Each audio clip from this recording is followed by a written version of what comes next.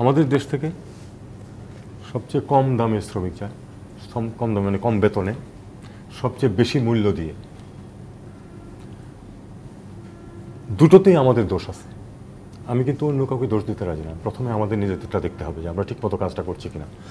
আমাদের যে সংগঠনটি আছে, শ্রমিক প্রেরণ যারা করেন তারা অত্যন্ত ক্ষমতাশালী, তাদের কানেকশনস খুবই ভালো, যে কারণে তাদের বিরুদ্ধে ছোটোখাটো ব্যবস্থা কখনো যে নেওয়া হয়নি, তারা কিন্তু বড় কিছু করা যায় না। যে কারণে মালয়েশিয়াতে শ্রমিক এখন অ্যাজ অফ টুডে মালয়েশিয়াতে লিগালি এমপ্লয়েড শ্রমিক নেপালি বেশি বাংলাদেশের চেয়ে। এটা কোনো কারণ নেই, কারণটা একটাই, সেটা হলো যে চুক্তি হয় ঠিক সেই পরিমাণ পয়সা দিয়ে নেপালি শ্রমিক যেতে পারে, কিন্তু আমাদের শ্রমিক যে চুক্তি হয় তার 4-5 গুণ পয়সা দিয়ে যেতে হয়, এবং গিয়ে তার মাথা খারাপ হয়ে যায় যে এই টাকা কী করে সে তুলে আনবে, কারণ তার চুক্তি হলো 3 বছরের, তার 2.5 বছরের বেতন অলরেডি নিয়ে নিয়েছে এবং সে বাড়িঘর বিক্রি করে বা ওই জমি জমা বিক্রি করে গেছে। এটা আমরা ঠিক করতে পারিনি, অনেক চেষ্টা করেও কিছুই করা যায়নি।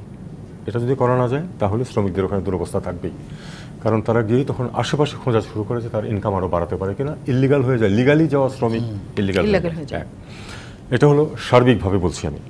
কাতারের ক্ষেত্রে আমি যতটুকু জানি মধ্যপ্রাচ্যের মধ্যে একটু বেটার আছে কাতারে, মানে তাদের বেতনও একটু বেশি, সম্ভবত শর্তাবলীও একটু ভালো, খুব বেশি কিছু না কিন্তু একটু ভালো। এই যে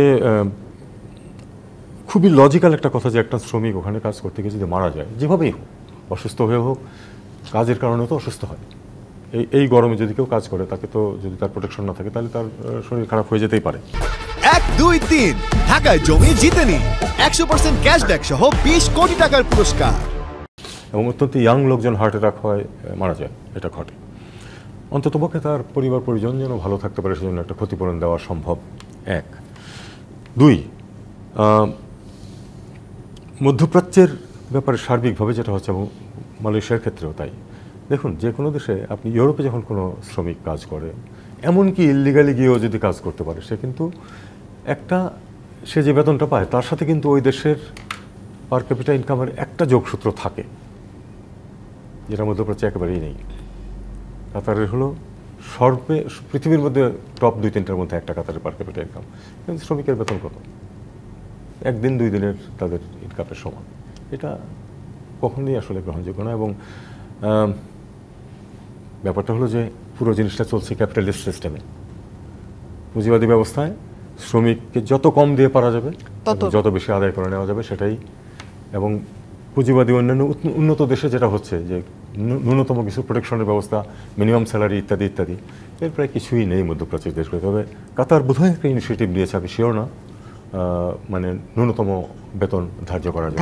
কিছু কিছু পদক্ষেপ যদি হয় তাহলে একটু উপকৃত হবে। এছাড়া নিশ্চয়ই সেই আলোচনাটাও হয়েছে কিনা আমরা সেটা নিশ্চয়ই আরো বিস্তারিত আস্তে আস্তে সেটা খবর আসবে আমাদের কাছে, যেহেতু এত বড় শ্রমবাজার আমাদের সেখানে।